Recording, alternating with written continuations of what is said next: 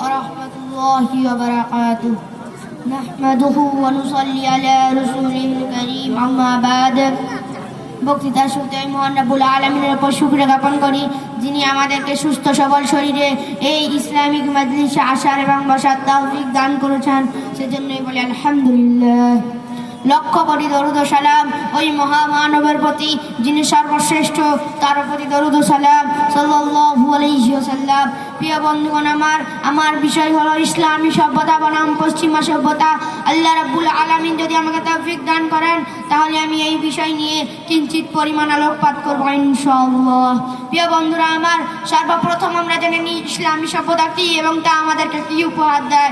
ইসলামের নিয়ম নীতি অনুযায়ী জীবন পরিচালনা করার নামই হলো ইসলামী সভ্যতা।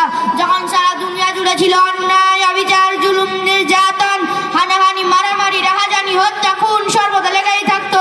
এমনকি তারা নিজ সন্তানকে নিজ হস্তে জীবন্ত দাফন করে ফেলতো। তারা নিঃসৎ মাতাকে তাদের বিবি বানিয়ে নিত। তাদের জেনা ও ব্যভিচার ছিল নিত্য দিনের অভ্যাস। এমন সময় আল্লাহ রাব্বুল আলামিন কুরআন পাকে বর্ণনা করেন, আকুনতুম আলা শাফা হুফরাতিন মিনান নারি ফাআনকাযাকুম মিনহা কাযালিকা ইউবাইয়িনুল্লাহু লাকুম আয়াতিহি লাআল্লাকুম তাহতাদুন। তোমরা সকলে অগ্নিকণ্ঠের নিকটবর্তী ছিলে, সেখান থেকে তোমাদেরকে উদ্ধার করা হয়েছে।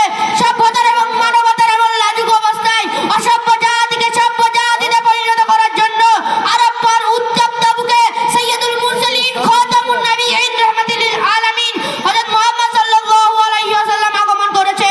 সেই জাহেলিয়াতের যুগে যারা তাকে ভালোবেসে ধন্য হয়েছে, তারাই একমাত্র ইসলামের সিদ্ধ দল ছায়ায় অবস্থান হয়েছে। তারাই হলো সেই সোনালী যুগের মানব যাদের সম্পর্ক স্বয়ং আল্লাহ রাব্বুল আলামিন বলেন, আসহাবুন নুজুম বিআইহিম ইক্তাদাইতুম ইহতাদাইতুম। আমার সাহাবাগণ হলেন তারকাতুল্য, যাদের একজন কেউ যদি অনুসরণ করে তাহলে সে হেদায়েত পেয়ে যাবে। শুধু তাই নয়, আল্লাহ রাব্বুল আলামিন সূরা তাওবার 100 নম্বর আয়াতে বলেছেন, রাদিয়াল্লাহু আনহুম ওয়া রাদু আন। আল্লাহ তাদের প্রতি সন্তুষ্ট, তারাও আল্লাহর প্রতি সন্তুষ্ট।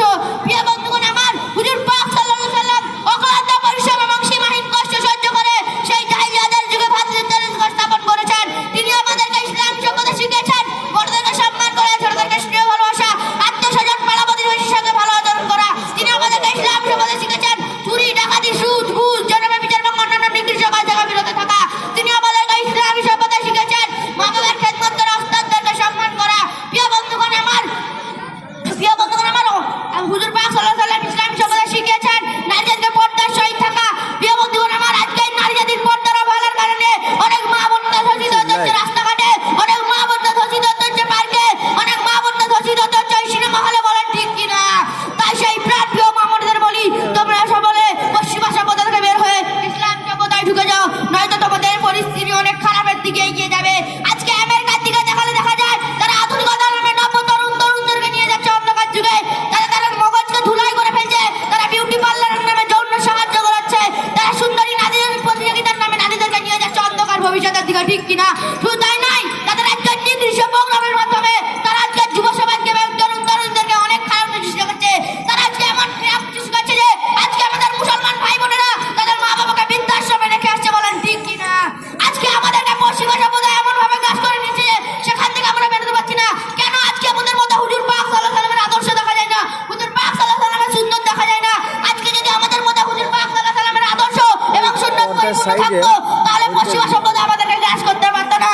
তাই চলেন ভাই, ঘুরে আসি অন্য জগৎ থেকে, পশ্চিমা সভ্যতাকে বের হয়ে যায়, ইসলামী সভ্যতায় ঢুকে গিয়ে আদর্শ সমাজ গঠন করি। এবং ইসলামী কথাই রয়েছে হুজুর পাক সাল্লাল্লাহু আলাইহি ওয়াসাল্লামের আদর্শ। সুতরাং হুজুর পাক সাল্লাল্লাহু আলাইহি ওয়াসাল্লামের আদর্শে জীবন উদযাপিত করাই হলো আমাদের কাজ। আমি এই বলে আমার বক্তব্য শেষ করছি। আমি কবির কণ্ঠে একটি কবিতা বলতে চাই। পৃথিবীতে এসেছিলে যখন, কেঁদেছিল তুমি, হেসেছিল ভুবন, এমন জীবন করিবে গঠন, মরিলে হাসিবে তুমি, কাঁদিবে ভুবন। নাসরুম মিনাল্লাহি ওয়া ফাতহুল করিম। আসসালামু আলাইকুম ওয়া রাহমাতুল্লাহি ওয়া বারাকাতুহু।